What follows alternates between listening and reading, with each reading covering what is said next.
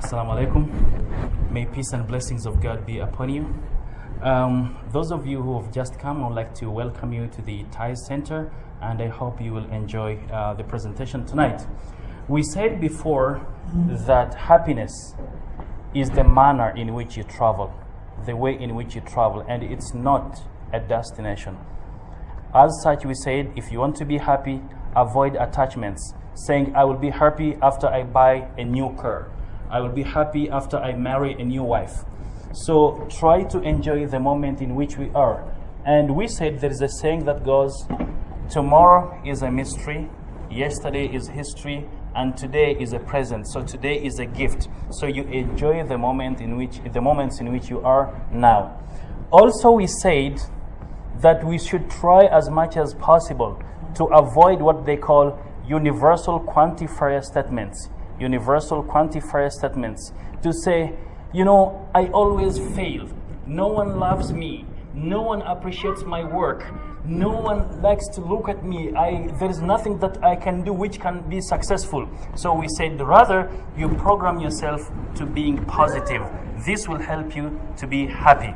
We also said that we should avoid model operators of necessity, to say that I must win this game, I must get this bid, I must succeed in this project. So what if you don't succeed? So model operators of necessity, universal quantifier statements, and attachments, we have to avoid them.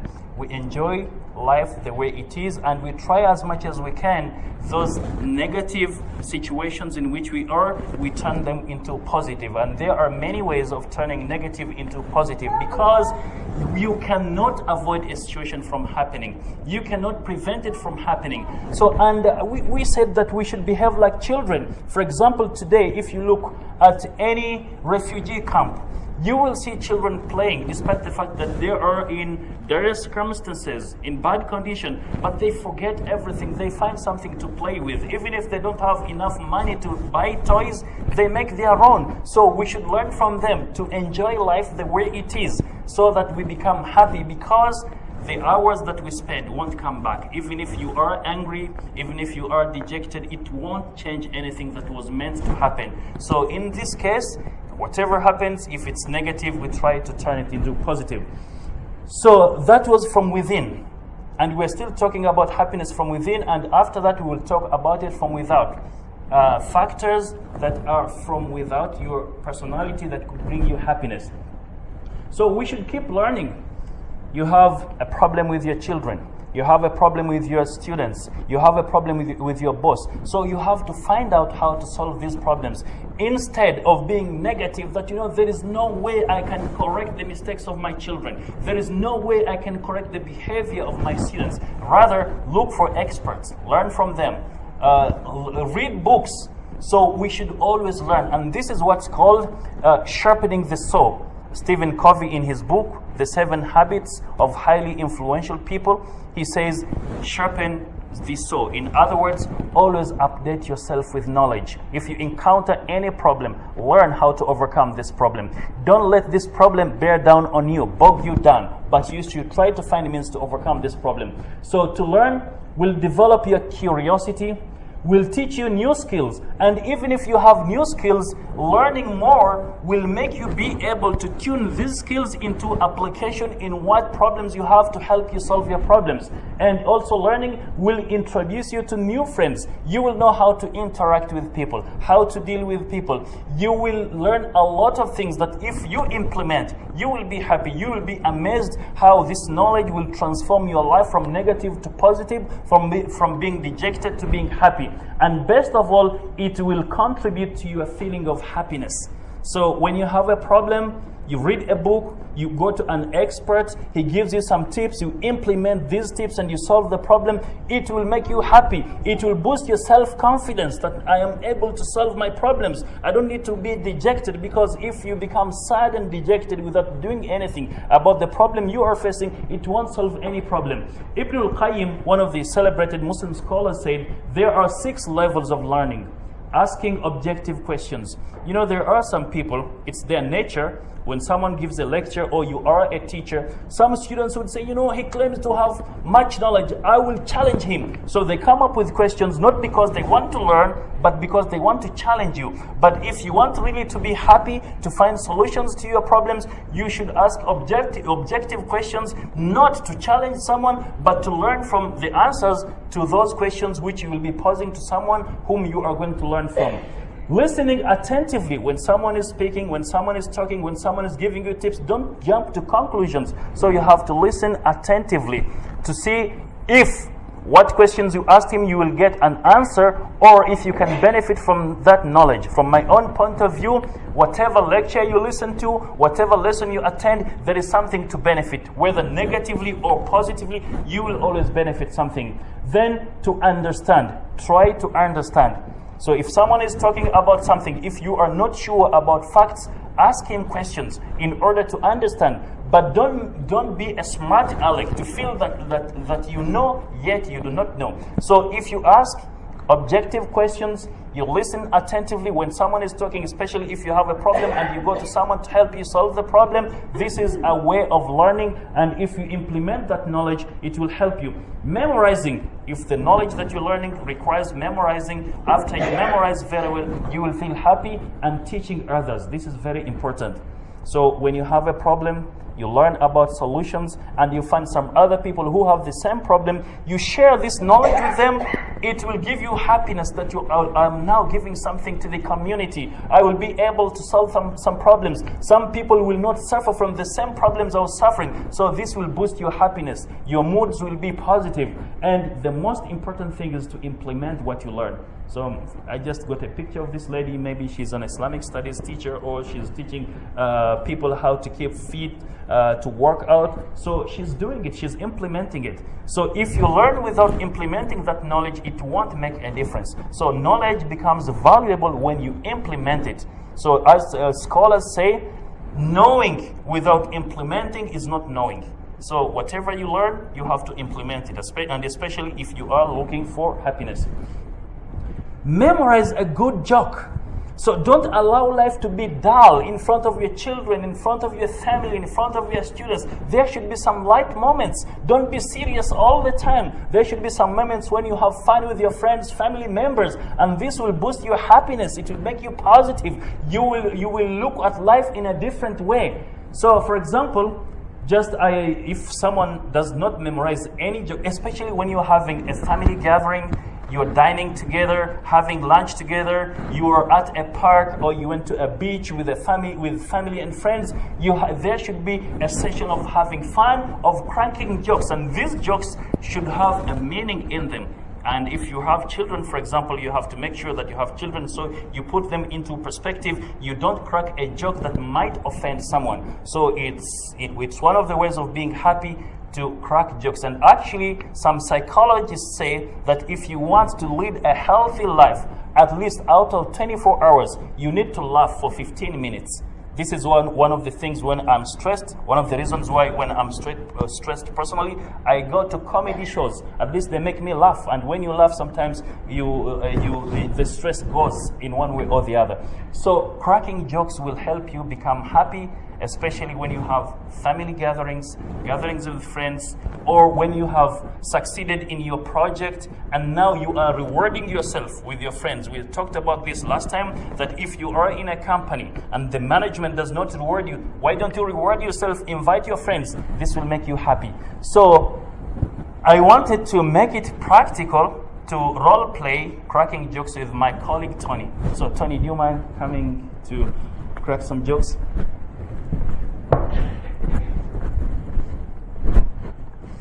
So, how are you, Tony? Good, how are you? Good, good. Where are you from? I'm from Canada. What about you? I'm from Uganda. Oh, actually, you know what? I've known you for quite a while. Yeah. Since I knew you, I've never seen you frown. You always smile. So I was curious. I wanted to ask you, have you ever been angry? Yeah, I've been angry before. Before, Yeah. but not since you started working with us at the Ties Center, right? Sometimes I get angry, but I just don't show it. You don't show it. Okay, so you try to hide it from us. That's right. So I wanted also to ask you, have you ever shouted at anyone? Yes, I did. In Kuwait or in Canada? In Kuwait. So I what? don't think I ever shouted in Canada. So what was the reaction of that person you shouted at? His reaction, he felt very bad. And you afterwards, how did you feel about it? No, I felt very bad too. Yeah. So do you like jokes? Yeah, I like jokes. Yeah. Okay, there is a joke that 6 is afraid of 7. Why? Why Okay. is 6? Because 7, 8, 9. Oh, 7, 8, 9. Yeah. So the number 7, 8, number 9. That's So right. 6 is afraid to be eaten as well. That's right. And you know what? It's funny because 7 in Arabic is written like this. This is 7 in Arabic. So 7 in Arabic, for those of you who learn Arabic. And this is 6. So 6 is afraid of 7. So what I thought is the 7 has long arms. So the 6 is afraid that the 7 can attack it with these long arms and gobble it. So this is why it's afraid. What do you think about that? Yeah, I think so. Yeah, okay. Is it fair to punish someone for something he didn't do? No, I don't think so. You don't think so? No. So I didn't do my homework and you're my teacher. So are you going to punish me? Well, I guess I can't, right? So I would advise you regarding this joke. If you are a teacher and asked by a student, you tell them, you correct the question itself. Yeah. Tell them it means someone shouldn't be punished for the sin that another person committed, Yeah, that's or right. for an offense that they didn't commit. Because if you leave it open, they might use it as an excuse not to do homework, because you already said no one can be punished for what they didn't do. So another joke is, why did the girl smear peanut butter on the road? That's to go with the traffic jam. With the traffic jam. So I always say, if you are on a traffic jam, you eat jam, right? Yeah. Yeah. So I like jokes because they make you laugh, and when you laugh, sometimes you forget about your problems, right? That's Do you right, always yeah. crack some jokes with your family members, wife, and friends? Yeah, sometimes, yeah. Okay, good. So, anyways, can you tell us how you can buy happiness? How you can buy happiness? This is a very big question that I will answer in my presentation. But I remember 2 weeks ago when we first talked about happiness, you told me that among the factors of happiness to you, among the things that used to make you happy in Canada, was to donate some food to poor people. So if you don't have money, how can you buy the food to donate to the poor people? Maybe you can steal it. But stealing, 2 wrongs cannot make a right. You can't do something right by doing something wrong. If you steal, you will be haunted. You know, as we will talk about, if you want to be happy, you have to hold on to your values. So you can't aim to be happy by stealing, because after some time, you will feel sad about it. So your happiness will go. It's like washing a white cloth nicely, it becomes white, and then you smear it in mud. Yeah, so I will be talking about, what do you think? Do you think that money can buy happiness from your point of view? I don't know. It depends, I guess. It depends. It Okay. depends on your intention. On your intentions. So this is very important. It depends on your intention, and we will be talking about that. Thank you very much, Yeah, Tony. thank you. Thank you. So every day bubbles with possibilities for learning, satisfaction, and fun. So try to learn how to solve your problems. Be satisfied with what you have, because someone else doesn't necessarily enjoy what you have. Enjoy with your friends. Be curious about everything around you. This will bring you happiness. If you are in a problem, try to find something that will trigger your curiosity, and you will concentrate on that, and you will forget your misery. They say, actually Cicero says, if you have a garden and a library, you have everything you need. Can anyone explain what? Why? So you have a garden and a library, so you have everything you need to be happy. How can this happen? Can anyone brainstorm with us how this can happen? So you have a garden, it has flowers, some trees, some insects, and you have pets, for example. So you have a book. You have a problem and you want to learn how to solve this problem. You go to a garden when the weather is good, 13 degrees Celsius. This will boost your happiness. It will make you happy. So reading, looking at flowers, enjoying seeing people around, being around your pets, as we will see, this will make you happy. So try to find meaning in your life. Something every day that will trigger your curiosity, that will make you happy. Think about something happy. This is very important. So if you have a goal that you would like to achieve, for example, someone says during summer, I want to travel to an island which is very calm, serene, with green surroundings. So imagine it. This imagination will bring you happiness even though you are not yet there. According to psychology, if you imagine something that will make you happy, you are equally happy like someone who has already achieved it. So even if you've not yet been there, you're still making plans. So envision what you want to do. Envision where you want to be. This will make you happy. For example, if you want to marry, you have some criteria of the woman you want. So envision having her. This will make you happy. So your brain reacts in the same way, whether you are experiencing something that makes you feel happy or just thinking about it. Something that makes you happy, just think about it. So both can flood your body with feel-good hormones. So some people, try to avoid it, that I can't think about it. What if I don't get it? So I will be dejected, I will be sad. No, according to psychology, thinking about something that you want, which you feel will make you happy, even before getting it, will also make you happy. So you don't deny yourself imagination. It's free. You don't have to pay some money to imagine something good. You don't have to pay someone to imagine something good. If you don't have anything to imagine, there are a lot of books, a lot of TVs you can watch and see something that you like, that makes you happy. Then imagine having it, or imagine being there. So for example, some people who like animals and who like visiting different places, these are African style chalets. And this place is surrounded by a lake with animals. Also on the balcony of your chalet, you can look at animals. And this looking at animals will boost your happiness. It will boost your moods. It will make you happy. So if, for example, you don't have anything to imagine being there and plan a trip to that place. This is a restaurant on a river. Imagine being there. So imagining good things, happy places will also make you happy. So this means that you can influence how you feel by what you choose to think. So think happy. This is very important. So as we said, happiness is a mode of travel, is a method of travel. It's not a destination. So think now about something that can make you happy, even if you've not yet achieved it. So imagine the best. Don't be afraid to look at what you really want and see yourself getting it. Many people avoid this process because they don't want to be disappointed if things don't work out. So condition yourself thinking about something that you feel will make you happy. Thinking about being a place which you feel will make you happy. You never know. You might plan it and it might so happen.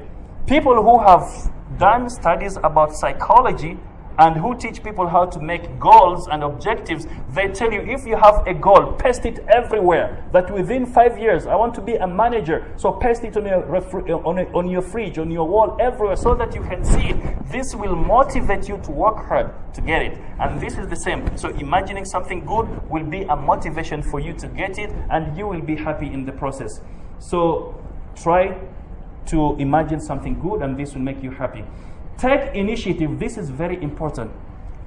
I would really love to see some companies, some institutions, those who have cleaners and workers, to dedicate at least one day a year to say, you know what, we will serve you today. So the manager, the CEO, all the employees will come down, wear gloves to serve those workers. You don't know, this will make you feel happy. For example, this picture, these ladies are employees. They get good salaries, but they have a campaign of cleaning their offices by themselves. So I would like to see it, for example, in one day we say, okay, let the cleaners rest. Let us serve them the ways they serve us. This will really make you happy. So be creative at work. Make suggestions. Do additional tasks. All these are ways that will make you satisfied and will make you happy. So if you never tried it, try it now and tomorrow.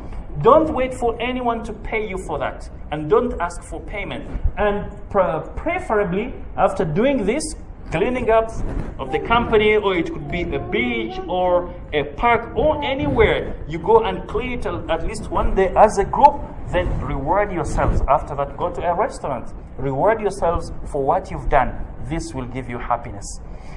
You might not feel it. Now, according to Islam, it's an act of worship. You'll be rewarded by that. But if you reward yourself, you will get quick happiness. And in the long run, you will enjoy it, people will appreciate it, and I believe in cause and effect. By doing this, you will get a lot of benefits. Be who you are. This is very important. What you find true, what you know is fair, and what you believe in are all values. Over time, the more you honor them, the better you will feel about yourself and those you love. You know, I used to have an American friend, and we would go to many places, and because he is an American, they would concentrate on him. But he told me he didn't like it. He didn't like that VIP treatment because he said, what if I don't have the American nationality? What if I don't have the American passport? Will they still respect me? Will they still accord me this VIP treatment? He told me, Mr. Hassan, I want to be treated as a human being, not because as an American. So although the people used to feel by treating him as a VIP, he felt happy, but he was a man of religion, a man of morals. He said, what about the others? Aren't they human beings? He didn't like it. So by holding on to your values, you'll find happiness. This is why when I was role-playing with Tony, he said, you steal and give a poor person, this will be against your values. So you won't feel happy about it. It won't necessarily bring you happiness. Even those famous, notorious criminals, if you sit with them one-on-one, they're not happy for what they're doing. So always hold on to your values. Don't be tempted by the situation to to discard your values. Find purpose. This is very important. So in this life, you should have a target, you should have a goal, you should find purpose. Why are you on this earth? And what legacy will you leave on this earth? So you work towards achieving that purpose. And don't wait after achieving that purpose to be happy. In the process of achieving that purpose, be happy, because the purpose you're achieving will fulfill you if you achieve it. And if not, the process itself will make you happy. Those who believe they are contributing to the well-being of humanity tend to feel better about their lives more than anyone else. Most people want to be part of something greater than they are, simply because it's fulfilling. And actually, my colleague Lynn is here. She used to do great work here. She had a second-hand shop, and she would encourage people who had second-hand items, clothes, books, whatever, that they didn't need at home. Instead of dumping them, she would urge them to bring them here, and she would sell them at a throwaway price, 100 fils, quarter KD, and she was feeling happy because she was helping in this process. The proceeds of this work, of this shop, were going to poor people, refugees. She felt fulfilled, and she kept telling me, Mr. Hassan, I feel happy doing this. So Lynn, would you like to come and share with us how you felt when you were doing this? Assalamu alaikum. I have nothing prepared because Brother Hassan just asked me to come quickly and explain to you just exactly what Brother Hassan has said, to find a purpose. I'm a lot older now, and I've always in my life tried to find what am I doing here, what can I do. I've always had good jobs, good friends, good family, but I've never felt fulfilled, satisfied. Just over a year ago, I was lucky to start Second Chance Charity here. I think most of you know it here, a lot of old customers. And it's something I always wanted to do because I'm really passionate about recycling and different things like that. But part of the charity was, as Brother Hassan says, helping other people. And this gives me great happiness, and not in an arrogant way, but it makes me feel good that I've actually got a purpose here in life. And I've actually told my husband that since working with this charity, I've seen so many sad things and seen more poverty in the last year than I have in all my life. But at the same time, I've met so many wonderful people, and so many people come and they also want to feel fulfilled. They have great jobs, they have great money. Maybe they can't dedicate their time, but they can give small donations of money, or they can give ideas or pass on words. Everything that they do is a small act towards this charity, so it's a combination of everyone getting together and helping.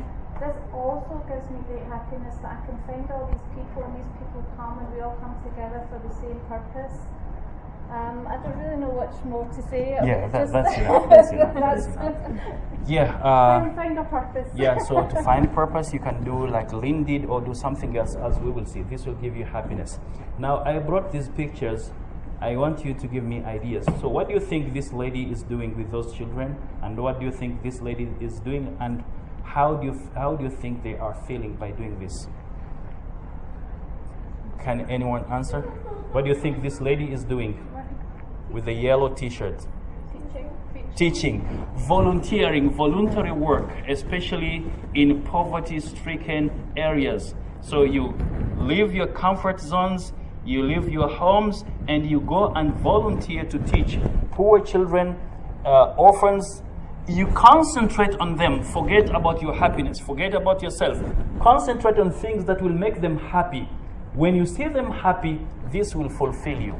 In the long run, you will also become happy. Actually, Prophet Muhammad, peace be upon him, says one of the best acts that makes God happy is to make someone happy, which is very difficult to make someone happy. So these people are traveling all the way from Europe, and I had the chance to meet with some of them. They told me that, Mr. Hassan, you don't know how we feel when these children whom we volunteer teaching, when they smile and when they understand the concepts that we are teaching them. So if you want to be happy, you can travel, teach orphans like them, and it's better you travel as a group. Actually, there are some schools that plan for their teachers to travel once a year, some of them to go to poor countries to volunteer teaching over there. And teachers are yearning in doing that because it will fulfill them. So, Tony, this is one of the ways of paying money, whereby money with good intentions, you want to make those kids happy, you want them to get education, to be empowered. You don't have ulterior motives. You do it for the sake, if you are a Muslim or Christian, you do it for the sake of God in the first place.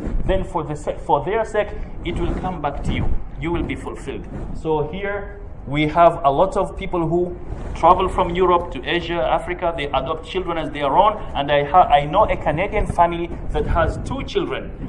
Actually, there are 5 families. And they came together, they said, let's adopt children equal to the number of children we have. So if someone has 2 children, he will adopt 2 orphans. And he will tell his children that these are your brothers. So every 6 months, they will travel together to that country, that poor country, to meet with the orphans they are adopting, and the other 6 months they will take those orphans, take them to Canada. And they told me, you don't know how we feel happy by doing this. So this also requires money with good intentions, trying to help some people, creatures of God Almighty, who do not necessarily have the same advantages that you have. Listen to your heart. This is very important. You know better than anyone else of something that fulfills you, something that makes you happy. Or you know your skills better than anyone else. For example, I, Mr. Hassan, I don't know how to swim. So if you tell me that, there is a swimming competition, they will give you $1 million. You force me, I can't. I know myself what I'm capable of doing. So don't let people force you to do things which, according to your heart, you don't like them. So you go by your heart. As we always say, that we always do things to please others. We always do things to avoid what will others say about us. And in the end, when you die, they say, if they are not Muslims, they will say, may his soul rest in peace. Or if they are Muslims, they will say, Inna lillahi wa inna ilayhi raji'un. We belong to God and to Him, we will return. So they don't say, let's help him, let's pray for him. A few of them will do that. So do things according to what you feel. What fulfills you, do it no matter what people say about it. So if you know that it makes you happy, ignore. Because you were born alone. You stayed alone in the womb of your mother. You live your life alone. You will die alone, and you will be questioned by God alone. No one will go with you. So live your life as a responsible person, focusing on what fulfills you, disregarding others. Those who criticize you today, when you become successful, they will be praising you. And if you pander to their whims and desires and you get bogged down because of their criticism, when you become a failure, they will blame only you. They won't blame themselves. So push yourself, not others. So don't blame others for your misery. Don't expect to get happiness from others. It's your charge. Take the lead to become a happy person. So I brought this picture connected to the point that you are in charge. Don't blame anyone. So who knows, who can tell us what's the connection between this picture and what we are talking about? Don't blame others. Don't expect to be happy. Don't expect happiness to come to you from others. You take the lead. You are in charge. So how do we connect this with this picture? Can anyone yes, Salim? Self-reflection. Something like? self-reflection. That's very important. Oh yeah, so Salim, you're into it. Yeah, self-reflection. So she's reflecting on herself. Okay, that's good. Another one? Yeah, actually, I didn't find a particular picture talking about this, but what I wanted is a picture whereby someone is jet skiing and the waves become turbulent. He is alone. Will he wait for others to come and help him, or he will take the charge to help himself? So live a life like someone who is in the middle of the ocean. He's sailing or he's on a jet ski. Waves become turbulent. You won't think about others. You won't blame others. You will make sure you save yourself. So this is what life should be. You take the charge by yourself. Also, once you realize that you are in charge, you have the power to go where you want to go. Stop blaming others or the world, and you will find your answers much sooner. So this guy, for example, he decided to sail alone. So in the middle of the sea, he doesn't blame anyone.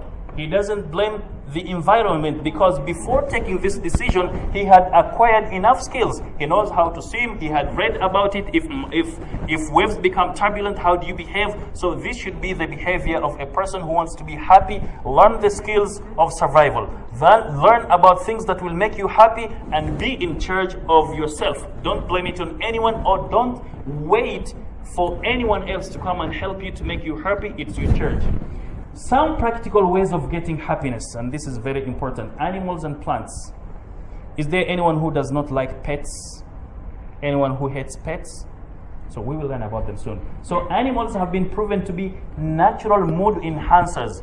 So if you are in a bad mood, try to walk out with your pet. Or if you don't have one, go to a pet shop or to your neighbor or your friend who has one.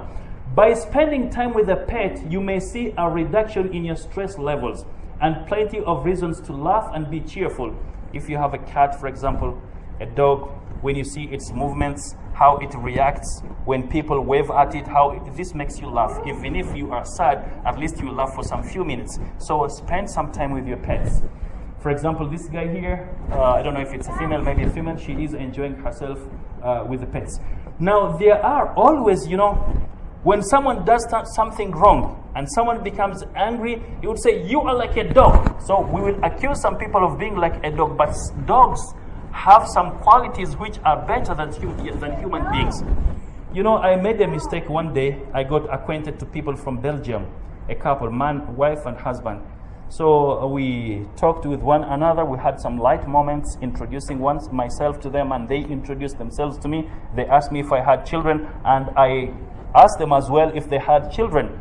The answer I got from them, they said, we hate children. We rather adopt dogs rather than having children. Because children, we spend money on them, we do good things to them, and most of the time they don't appreciate. But a dog will always appreciate. This is according to them. A dog is better than children.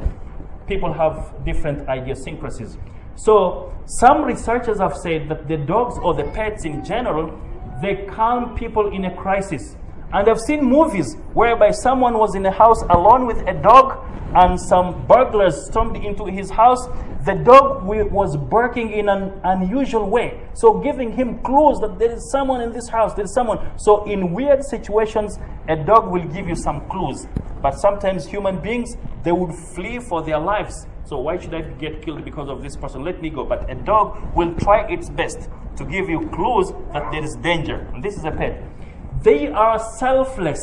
So the more you treat them well, the more you deal well with them, they will reciprocate. Unlike human beings, you treat them well, they want to get everything. They want to eliminate you. So you mentored someone, you helped him to get position. While in power, he wants to eliminate you. Pets and dogs are not that way.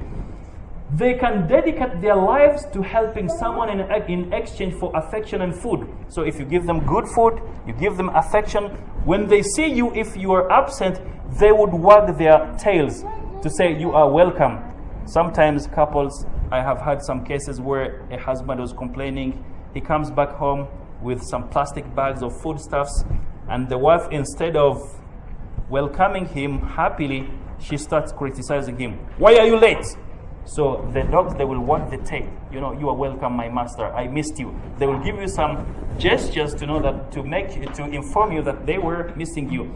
They will help you make friends. When you walk a pet outside, if you really want friends, two things, among others. If you want to make friends, take an infant like this boy, just walk around. You will see some people having hello, hello, hello. So you can easily make friends. And take a pet with you. You'll see some people waving hello, waving at a dog. So these pets can help you make friends. And by making friends, you will break the cycle of boredom, being bored at home.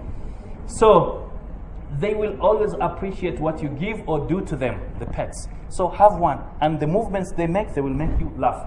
Does anyone have anything to comment about the pets before we go ahead? Anything? Yes. Just, something I remember from Scotland, we used to go and watch the police training the police dogs. Yeah. And talking about people's attitudes to animals, the police would wear body armour and things for anyone who had a gun, or, but the dogs had nothing. So we were always asking, what about the dogs? They don't have any protection. And they said, no, people will not attack the dog or shoot the dog. They will shoot the human before they shoot the dog. Yeah, people will shoot humans before shooting the dog. Shoot the dog. Even if the dog is attacking them, in their mind they won't. This is the mentality. The mentality of the people. So being kind to the dogs and pets. Yeah. A simple way of increasing your happiness level is to place a vase of flowers in your home or at workplace if you are allowed to do that. So if you want to be happy, buy some vases of flowers, especially if they are natural flowers. They will boost your moods. Each time you glance at them, enjoy how you feel uplifted and glad when you see them. So you just come at home, take some minutes, looking at every minute detail, every particle of those flowers.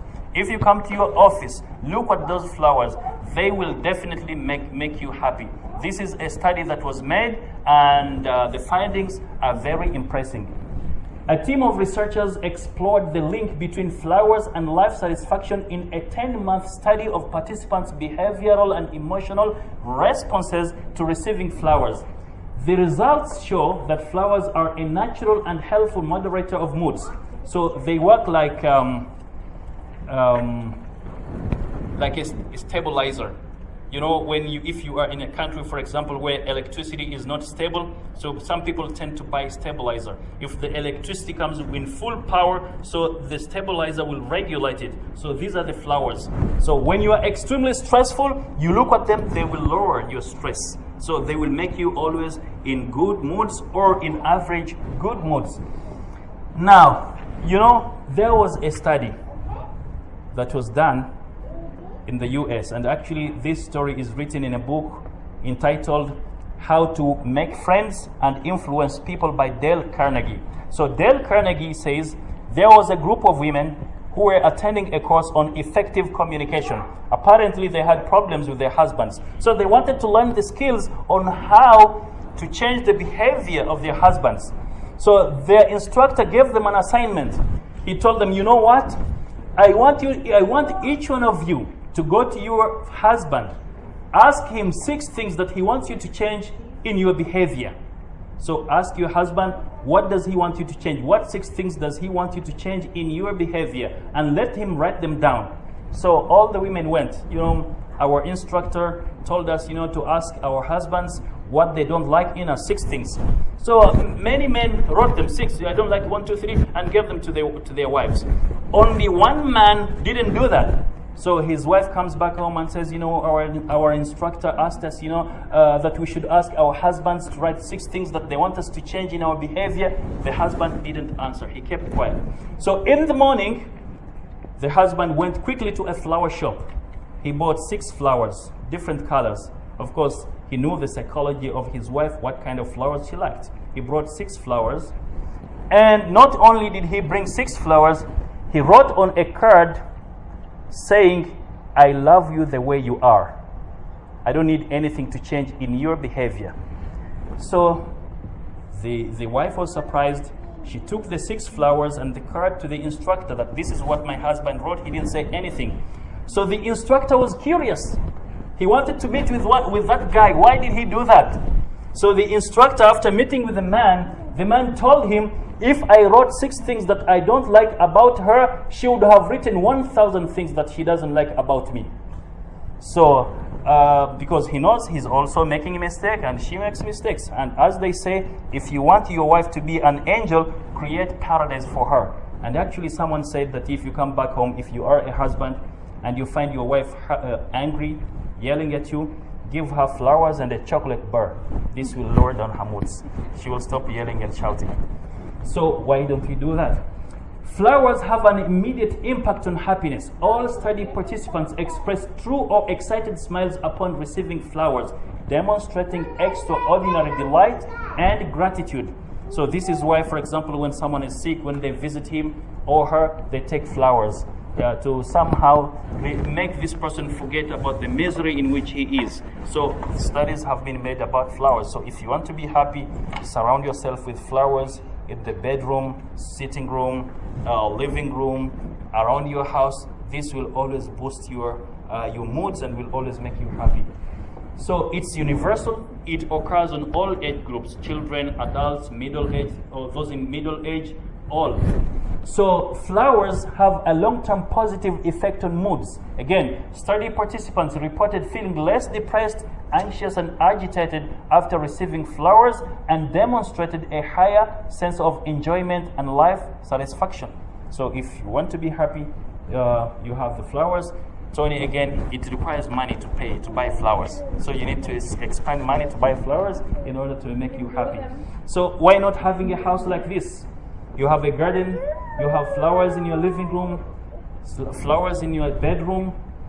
Now, another study, these flowers are called peppermint, lavender. Another study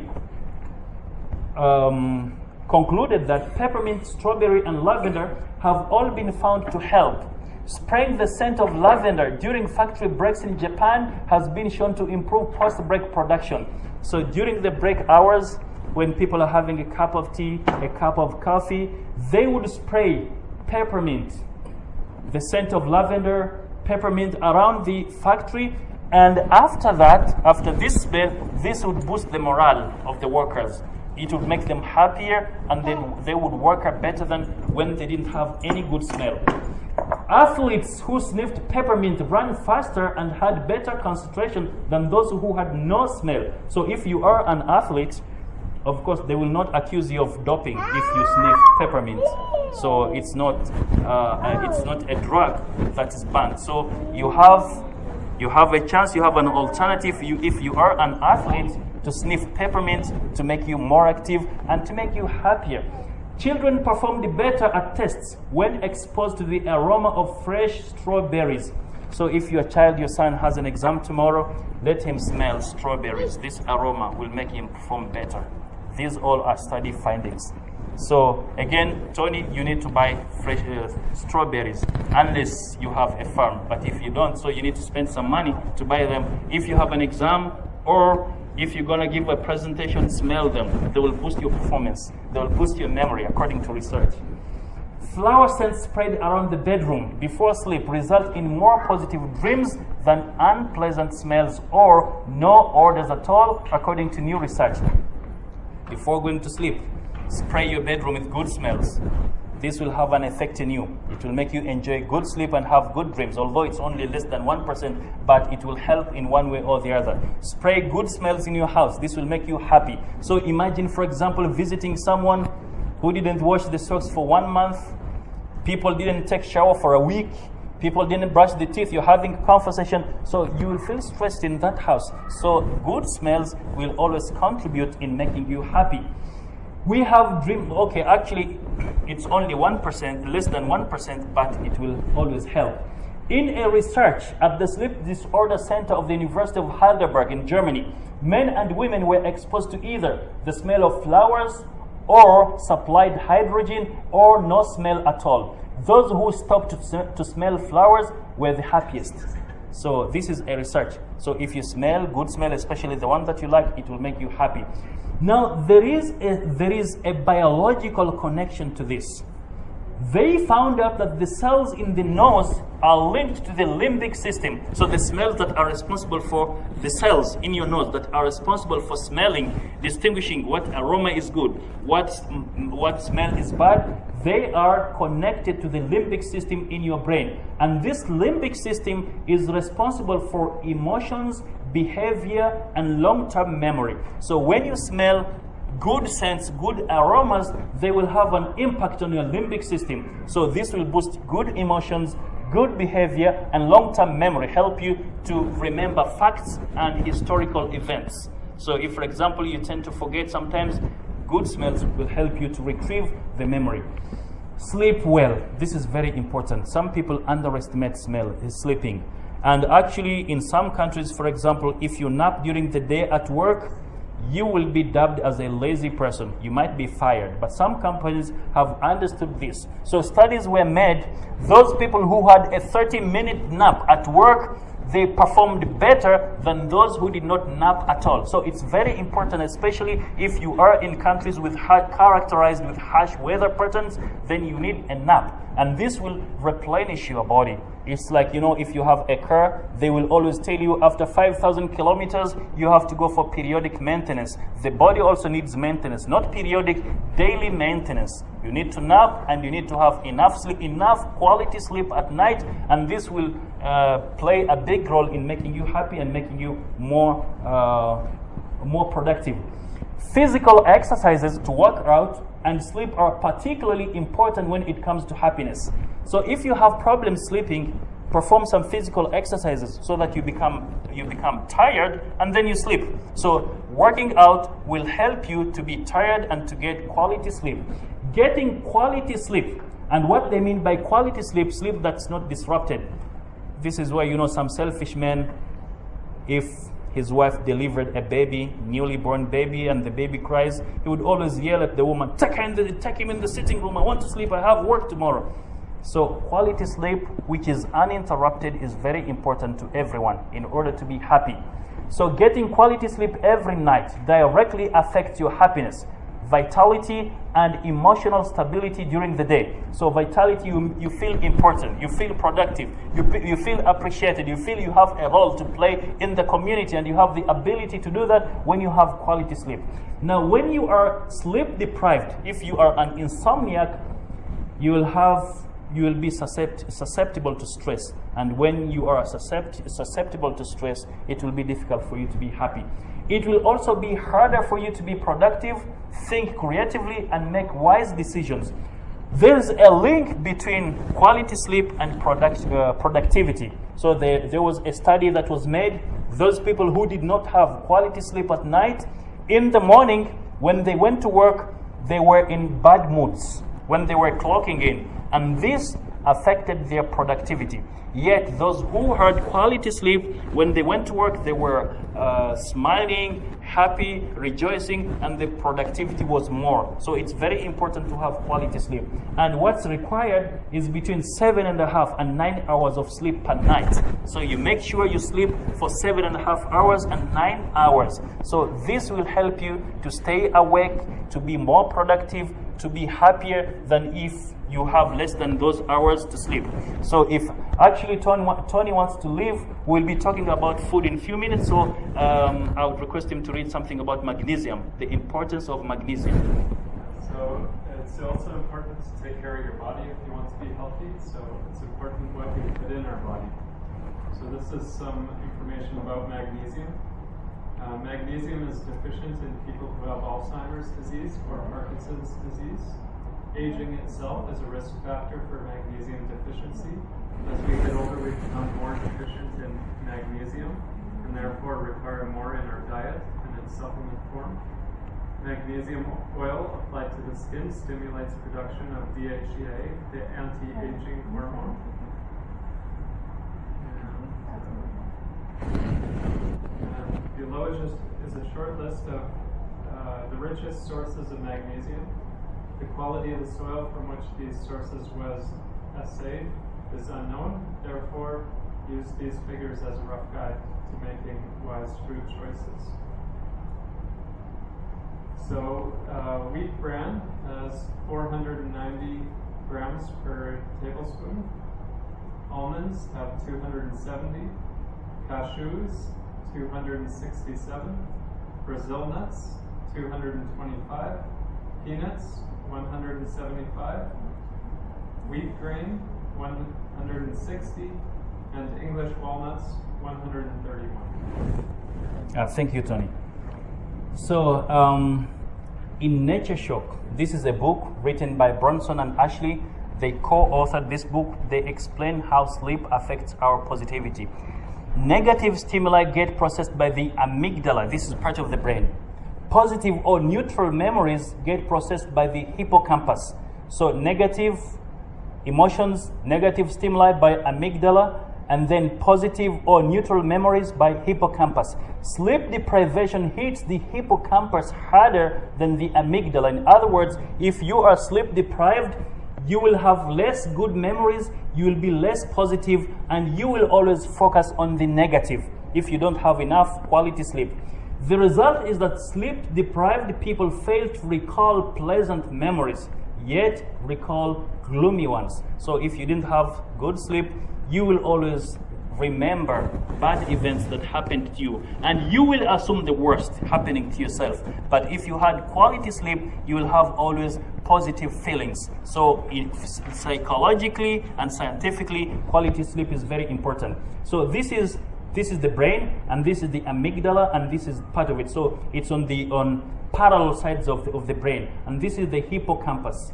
So if you sleep well, this hippocampus will be inactive, which is responsible for positive emotions or neutral emotions. If you don't have enough sleep, so the amygdala will light up, which is responsible for negative emotions, feeling attacked, feeling like there is a danger that will happen to you. So there are two amygdalae, which is the plural of amygdala per person normally, with one amygdala on the side of the brain, which is responsible for the negative emotions.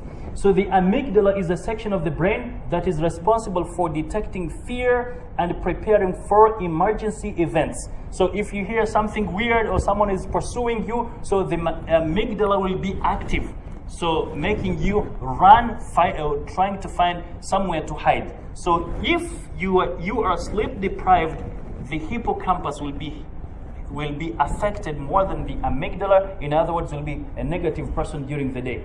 So I won't go into details about this.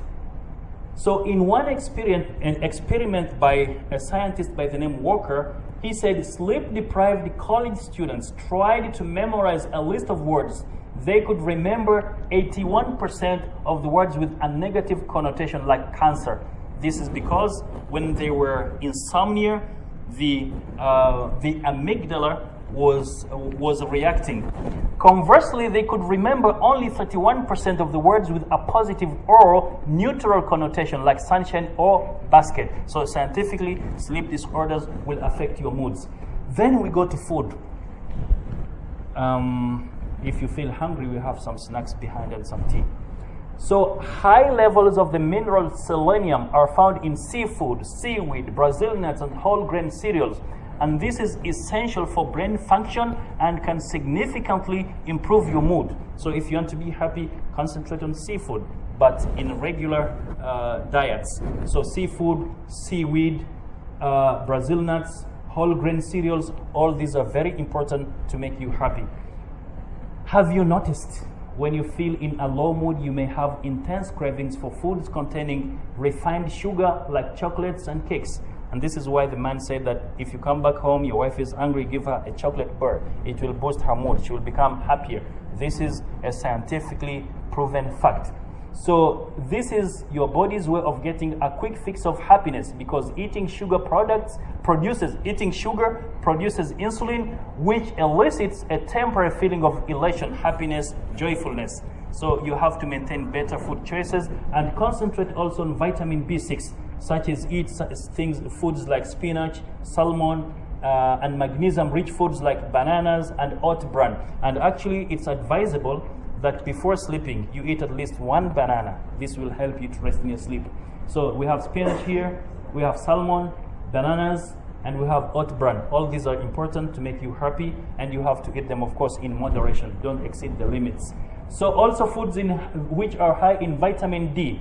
Foods like, they would enhance a hormone called serotonin, which is responsible for happiness in your body. And these foods can be found in tuna, mackerel, salmon, and also in coconut milk, almond milk, and mushrooms. So we have tuna here, mackerel, salmon. All these types of fish are very important to make you feel happy, and also they can boost your memory. And other foods which are rich in vitamin D are dairy products, orange juice, soy milk, and cereals, plus beef liver, cheese, and egg yolks. All these are very important. Now, exercise, working out is very important. Even if you are lazy, try at least 30 minutes a day or 30 minutes a week, but you have to make sure you work out. If you can't, you are very busy. If your office is located on a third floor, instead of taking a lift or an elevator, go by steps. This will help you. So walking is one of the most effective ways to replenish your inner joy. They will make you happy. So incorporate a short walk into your daily routine if you can. And it's better if you can walk in a group. So you have friends, you have colleagues, you work together, so you go to a park and the weather is good. This will help you to feel happy.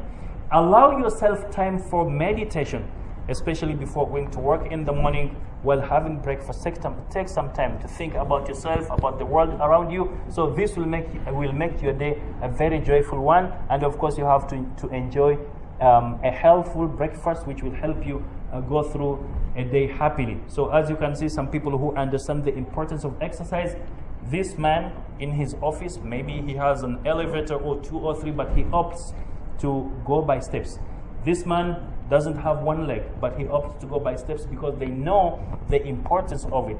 So if you are doing a sedentary work whereby you sit for long hours, at least after 45 minutes, walk around. If a telephone call comes, walk around while talking. This will also help you. So don't sit always all the time, 2 hours, 3 hours. Not only will it help your health, it will also make you happy by exercising. So as you can see, even old women, old men, people swimming. Exercise has also a powerful effect on mental well-being. People who exercise regularly are happier across the board. So they are less stressed, less angry, less anxious, and less depressed. So it doesn't matter which type of exercise, but whatever you choose to do, it has to be regular and at least 5 days a week for 1 hour. This will produce extensive results for you. Now, if you don't know what to do, you can recall what you were doing as a child. So there is no harm in it to play a hopscotch with your children. First of all, it will bring you together. They will enjoy it, and you will also benefit. It will make you happy to be with your children. So you have to act as a child once in a while to feel happy and to conjure up those memories when you were a kid. This will also boost your morale, and you will be a happy person.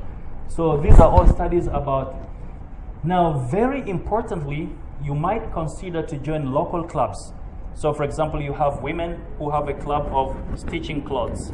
You have a group of women who volunteer to help the poor. You have a group of women who go to the gym. So join any club, especially if they are your friends, people whom you feel care about you or you care about them. So this feeling of belonging will also boost your moods and it will make you happy. So studies have been made about that. So I will rush into something very important.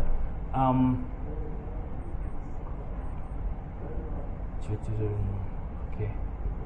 Yeah, this is I will end with this.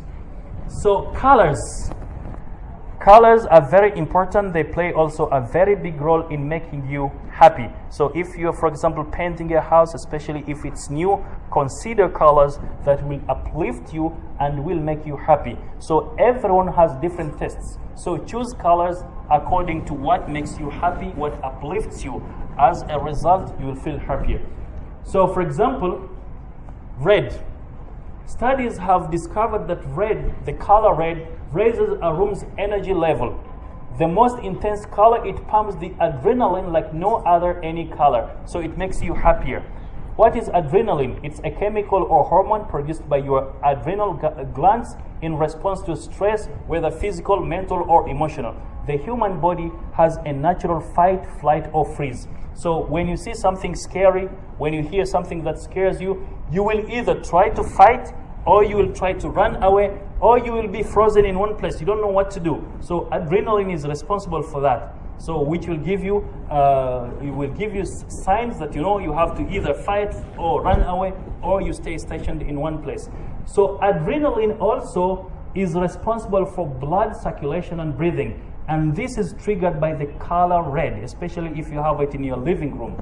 So they say it's a good choice when you want to stir up excitement, particularly at night.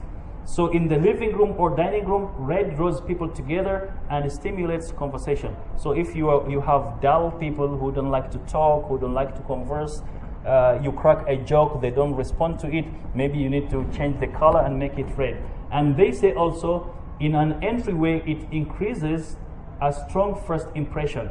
This is maybe why in official functions, you will see a red carpet, so giving an official man that, you know, we value you, you are a VIP, we respect you, so giving a strong first impression. Also, red has been shown to raise blood pressure and to speed respiration and heart rate. So if someone has a low blood pressure, so red is an encouragement to make the blood pressure high. Then we have yellow. They say it captures the joy of sunshine and communicates happiness. So when you are in a yellow environment, you are communicating to one another that you all feel happy. And also they say it's an excellent choice for kitchens, dining rooms and bathrooms, where it is energizing and uplifting. In halls, entries and small spaces, yellow can feel expansive, wide-ranging, welcoming, and even if yellow, they say, even if it's a cheery color, they say it's not a good choice for main color schemes. So which means it has to be mixed with other colors if you intend to use it in your bedroom or in other places. Now, what's very important is these studies have shown that people are more likely to lose their temper in a yellow interior. So in a room where it's yellow, people would easily lose their temper, and babies would always seem to cry more in yellow rooms. So you may need to consider yellow rooms if you have children and if you have people who would always lose their temper. So I will end with the blue. Blue is said to bring down blood pressure. So if someone has high blood pressure, so it's recommended that they paint the room with blue, and it will slow respiration and heart rate. That's why they said it's considered calming, it will relax you, and it's a serene color, and it's often recommended for bedrooms and bathrooms. So in bedrooms, you need blue color to make it cool down, especially if you have high blood pressure, and in bathrooms.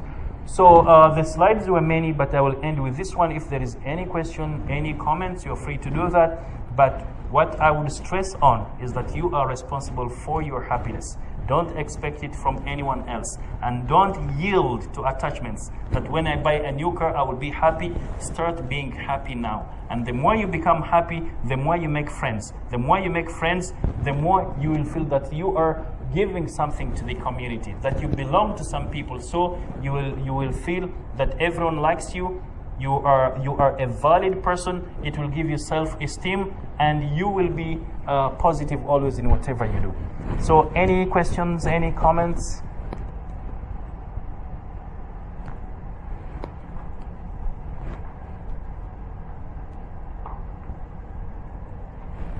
It's a nice presentation. We learned a lot. Yeah, any questions? Thank you.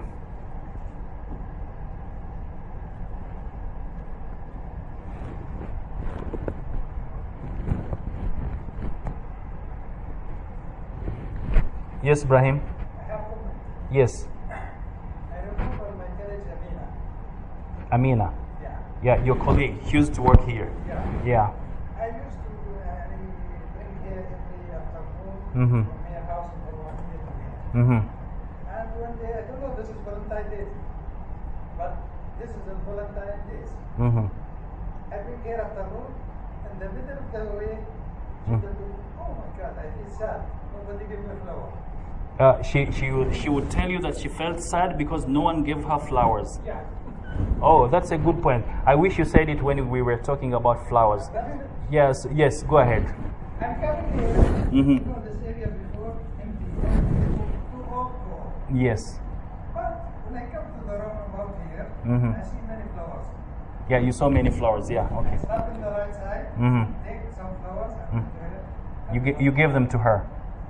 she feels so happy. So she was happy about those flowers. So this is to confirm that we can't underestimate the effect of flowers, especially on women. So if you want her to be happy, bring flowers, bring chocolates, don't criticize a lot. So I mean to say, you can make the person happy from now. without paying a lot of money, right? You can immediately. I don't need to waste like 1 hour. I cannot do that.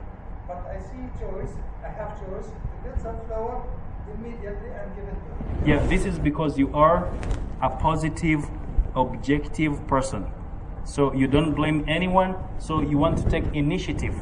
And if you do that, you will be a happy person and you will make others happy. And the more you make others happy, the more you become happy. And actually studies have proven that when you spend some money to buy something for yourself, it brings you happiness. But if you buy it for someone else, it brings you even more happiness. So this is something they call counterintuitive, which is against the common sense expectations of many people. But scientifically, when you focus on someone else's happiness, it will come back to you. So they have done studies whereby people expend a lot of money on themselves, but they are not equally happy as if they expended that money on others. And this is why in Arabic there is a proverb that says, if you want to be happy, make others happy. So by making others happy, you will always be happy. We talked about this last time. We said, سُئِلَ رَجُلٌ مَنْ أَسْعَدُ النَّاسِ. So a person was asked, who is the happiest person? فقال, he said, Man as'ad al-nasa, whoever makes people happy. And this is scientifically proven. So you take initiative, you don't blame the management, you didn't blame the husband, you didn't blame the relatives. Another person will say, you know, your husband is bad. Why didn't he buy you flowers, your friends? But you took initiative to fix the problem. So this is how a person should be. And if you do that, you will be a happy person. This is why I always see you smile, because you always take initiative. Any other comment or questions? Yes, sister? I know that this is maybe an uncomfortable area to speak about this, but you have to take into consideration, because I have 3 now past teens, they're young adults, and I want to make sure she's taking a photo, not recording. No. Yeah, so certain times of the month they're not so pleasant. We live in a house full of all these girls that there's always some type of hormonal thing going on. It's very, very unpleasant. And I just want to share that it happens. Even when you have adult children, they still get angry with you. They still, you know, and it's funny because one of my daughters experiencing all the things you're talking about. Not happy in her job, complaining about this, blaming it on her father, this and that. And I just tell her, right, but you're the only one that can change that. Don't let it. Anyway, she was angry with me. We had an argument, but I just said, it's okay. And keep telling her maybe you can say it better than me, the hadith to stop arguing or whatever for the sake of Allah, the one who will have. You know what I'm talking about? Stop the argument for Jannah, or I can't remember the hadith exactly. But I'm just saying that sometimes, even my daughter came to me today, said, I'm sorry, but I know that I was right. Okay, you're fine, you're right.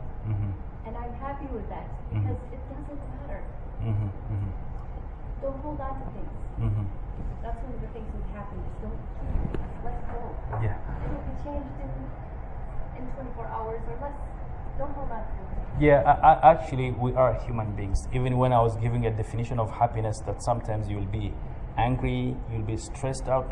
It's normal for human beings. But in such situations, maybe you need to change an environment. Take her, talk with her one-on-one. Take her to a restaurant somewhere. With water, with a lot of activities.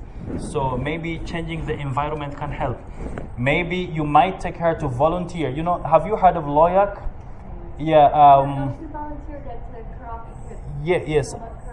Yeah. I've heard about it. Yeah. I had an opportunity to meet some guys, some youth from Loyak. They told me that some parents would bring their youth to join them, not because the parents wanted the youth to do something for them, but because they thought maybe the youth had a lot of energy and they were restrained in the house and they were complaining. So they wanted the youth to go out there to third world countries and to see how life is. And they would tell me that these kids who were complaining to their parents, after coming back from those countries, they were more appreciative than before they went there. So this is when it comes in to spend money on the kids, go to an island, Or even better, go to an orphanage in a third world country, let them deliver the food by themselves, let them serve the kids. This might change their perspective. But it's normal for kids, especially at that age, as you said, it's very normal because they feel now they are independent, they can do everything, they are clever, they can control everything. These are hormones disturbing them. But as parents, we need to be clever with them. You know, there is a time when a parent came to me, he was complaining about his children, boys, 16, 17, 18, that they were not listening to him. I asked him one question: have you ever had an opportunity to take them somewhere and keep quiet, listen to them speak freely? He said no. So I said, what do you expect of them? So there are some things that we can do at least to mitigate the anger of the youth. So we don't say we can remove it 100%, but we can try in different ways to capitalize on that energy that they feel they have to do something positive, and for them to find purpose in what they will do. Then they will get wisdom from that. And there are a lot of things that we can do about that. For example, if someone has children who do not listen to him, I recommend a book entitled How to Influence Your Children. It's written by someone by the name Pantalon. I forgot the first name. So he gives some tips if your children behave like this. But also, it will not give you all the tips because parents know their children more than anyone else. So he can give you general rules. So it's the role of the parent to make these general rules particular to the situation of the children or the youth that he or she is dealing with. So it's normal, Sister Salim, that it happens. Yes. She'll be 27 in June. Oh, yeah. It doesn't stop. Okay. Let me tell you something. I said to myself, I'm not going to talk. Because sometimes when you talk, you try to give them advice, because I do have a lot of experience. And people, they think that you're arrogant, trying to, and it's not. I'm totally different. And I like to give lessons to people because of my experience. My daughter is 27. When she grew up, she was very shy person, and she still is. But she was so insecure. She thought she was very ugly, and she thought she was what? Very ugly. Oh, okay. She said she had big lips. And, okay. Okay. So she was raised that way, and she was distracted. She was not with me. She was taken from me when she was 14. So my daughter, when she came to me, she had all these kind of things in her mind.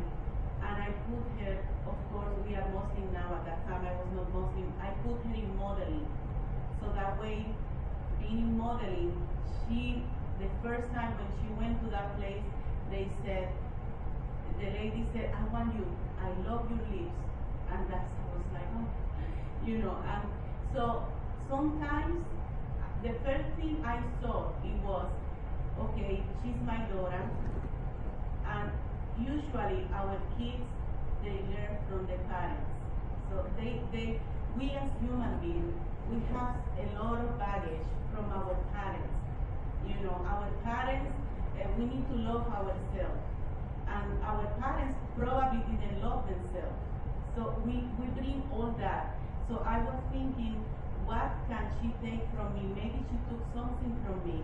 And I tried to put myself in her, like I was her, like what I feel if I'm her.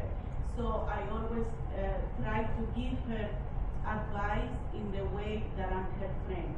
There's no limit between me and her. We can talk about, like, I can tell her, I really can't wait until you fall in love and stuff like that. But why you not in love? Love is the source of life, and things like that. I never tell her, like, oh, I'm embarrassing of talking with her about that, or boys, or whatever. Of course, we do it in a different way. But now I do it in a different way. Okay. But there's something that happened. You can, like he said, the books and things like that. That book that you say, A Way for Success, something like that, of Dave. I don't even know his name. Yeah, you mean Dale Carnegie? Yes, Dale Carnegie. Yes. I gave her that book. Okay, she read the book. I never read that book. I asked her to do you like the book? She said, yes, you know these parties and I said, you know what happened? I never read the book. She said, why? I said, it's so big. And I said, it's not like this. And I started reading and he started talking about his wife and this and this. And she told me, well, that book is half of you and half of my brother. Not the brother of the one that is Muslim, the other one. That book is you and him. When I was reading, it's like if I read you and I did. Okay, so that book that he said made her change her mind about things. So all that boredom that she had, she started getting out and she began to spend time with people, you know, like she was afraid of talking. She made herself, like I told her, if you're bored, never be bored. Try to make jokes to yourself. Try to make jokes to yourself, you know. When I stand up when I open the kitchen and she's there, she loves. I said, why do you love? Because I think you're going to say something funny. So sometimes we need to take that part of us that is, I am a mother, I am a father, I am this, to be, I am a friend. Okay, tell me, because I'm not going to get mad at you. Tell me, it's something that is bothering you. What is bothering you? No, I'm bored, this and this, but I can tell you, you can trust me 100%. And this kind of relationship, sometimes religion and society and many things make us be different with our kids. And then our kids have to look to they have their own battle. They have their own battle. They feel maybe rejected. They feel things. And because we cannot stop being parents or being religious or being this, our kids fall apart. You're right, sister. So, Salim, maybe if you have time in the future, we can sit and brainstorm about it, because I have dealt with some of the toughest students. I worked in a school whereby in 1 year, 4 teachers resigned dealing with those students. But I came up with new skills. Within 1 month, they were among the best in the school. Maybe we can brainstorm on this, and you can trust me in keeping secrets. No, everything is fine now. Yeah. I just was surprised because I've never had this. Just suddenly it came. And, strange enough, the day before I had taken her out for lunch. The day before. But one of the things that also we heard in another lecture, that if you do have difficulty to keep, if you do have argument or anything like this, of course I'm saying the negative things, to keep the happiness is, don't be the one who has the last word. You always can have the last word. People are like this and happy, but that last word will be remembered. And if you are not the one who said the last word, then you're happy.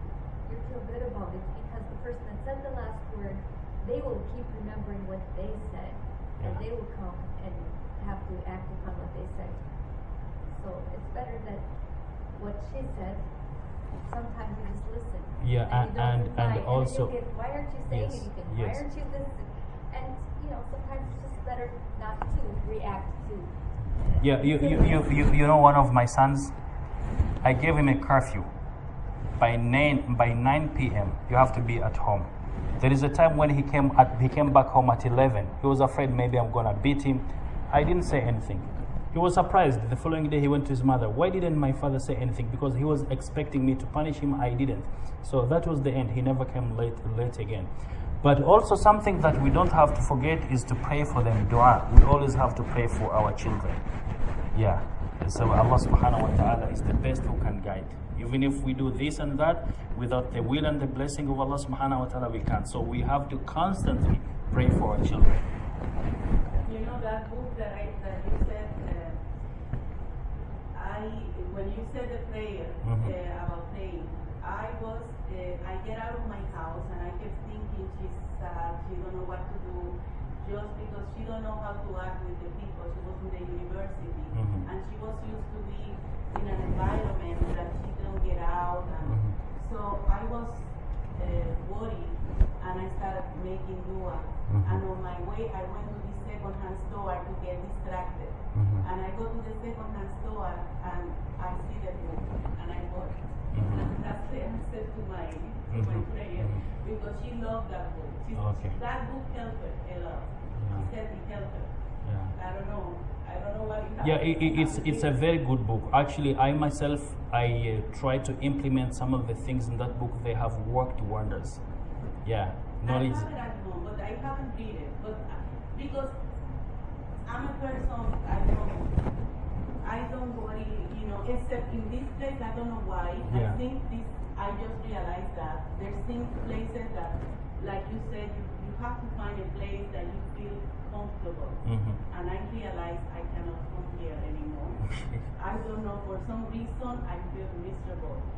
But I'm not like this. I'm a person, I can tell you, I step there and I start talking and all of you will be laughing in a minute, in a second.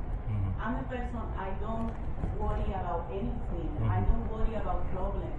I can say people sometimes they think or they judge me. That's something I can stand when people judge. Because you had a problem and you say something about a problem and they think that the problem is consuming you or that you're not religious enough. I studied with a teacher 8 years, 4 years of Al-Bukhari, and she told me you're my best student. And I know my religion, I know fit, I know my religion, and I know how to use it and implement it. But people judge because they see you one time that you kind of a little bit low, and they feel like, and that's something I can take it. In the past, I was able to take it, but at this moment of my life, for some reason, I can't deal with that. And, everybody, start like, this book, I read from this person, and this book from this person. But Sakina, her book, she's a writer, read her book. Or at least, if you see her book, don't judge her like, oh, this woman, whatever, let's help her. You never know the battles that people have. Because people cannot think that you don't know how to say Alhamdulillah when they don't know what it is to have an ostomy bag and clean that bag every day when you go to Fajr and say Alhamdulillah. I used to have cancer and I'm cleaning my bag with health. Sister Sakina, I will tell you something. Maybe you will feel strange and you will laugh. I used to teach Islamic studies in a school. I used to teach Islamic studies. I'm an Islamic studies teacher. Imagine some of my students would come after the period and ask me, are you a Muslim? Asking me if I'm a Muslim. Yet I pray with them. I am the Imam. I teach them Islamic studies, and they would, on top of that, ask me if I am a Muslim. I know that. This will happen. They ask me, here, in Kuwait, they ask me, are you Muslim? Yes. I understand. And I said, oh, maybe, so here, this is what I think, because I always give an explanation. So I said, maybe they think that I'm a Muslim because, and that's what I told my daughter one time, it happened in front of her. Because, Americans here from contractors, sometimes they wear a baya. So that's what they think I'm a Muslim. So that's what I explained my daughter. So, it's not about that. It's not about that. I just don't know. Today, when I was coming here, and I live in the desert, far away. I live by, you go to Wafa. And I come here because what I learned of my duty as a Muslim is that if the community has something, you have to go. You must go, It's not obligatory this or that, but at least if you know that there's not that many people that sometimes go, at least one person to go is not bad. So I learned that. So I cannot say there's an activity or something and I cannot go. Because I feel like this is not the way I was taught.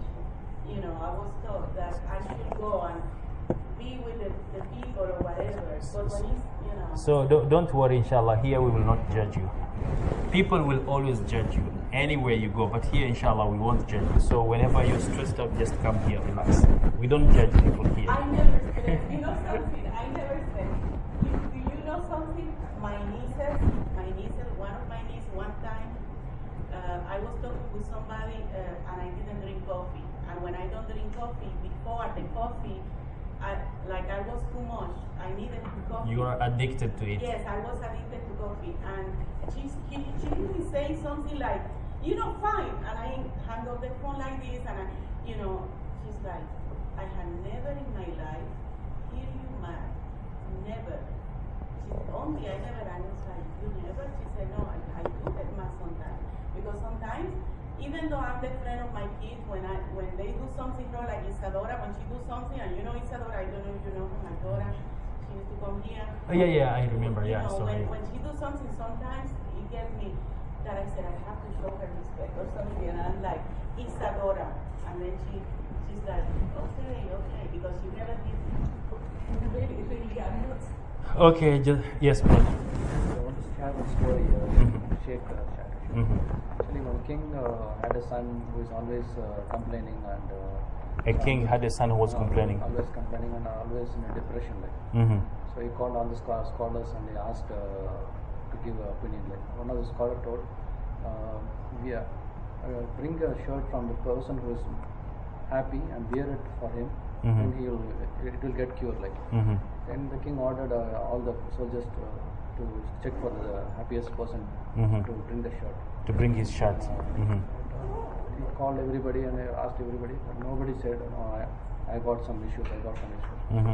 Then one of the scholars told, I saw one gardener who was always happy. He was always reading Quran and was doing this watering. They went and called him. Then they asked, you are happy? He said, I am very happy. Then they asked him the shirt. You bring your shirt. I want to give it to king's son, princess. And he said, I don't have a shirt also. So he was happy, but he didn't have a shirt. It means that the happiness doesn't depend upon material. Yeah, this is what we said at the beginning. If you want to be happy, don't put attachments on yourself. That I will be happy when I get a car. I'll be happy when I get a new house. Just it's the way you travel on the journey in your life. So it's not a destination. You can be happy without anything. It's just from inside. It's like we came to this world to give, not to take always. We came to this world to give, not to take. Yeah, this is a very good point. So we have to give, and if we give, we'll be happy, and we're expecting our rewards from Allah subhanahu wa ta'ala. And this is what Laureen said in the book entitled Stress Relief, that with God, I am everything. Without Him, I am nothing. And she said, quote, I concentrate on people and not things. So whatever she has, she's ready to share with everyone, and that gives her happiness. And also, all the precious things you can get in this world is free. Yeah, all the precious things like oxygen, free. You don't pay for that. And also the dua. Yeah, dua. The connection with Allah. Prayer. Yeah. So if you want, for example, connection with the president, you have to pay bribe, or they have to wait. They have to tell you to wait for 6 months. And when you meet with him, he will give you 30 minutes or 15. But with Allah, you can talk to him anytime. You don't have to pay. You don't have to apply. You don't have anything. So yeah, these are good points. Jazakallah khair. See you inshallah on Thursday. If you are interested, we will be still talking about the Battle of Hunain. Jazakumullah khair for coming. Jazakallah khair, Salim.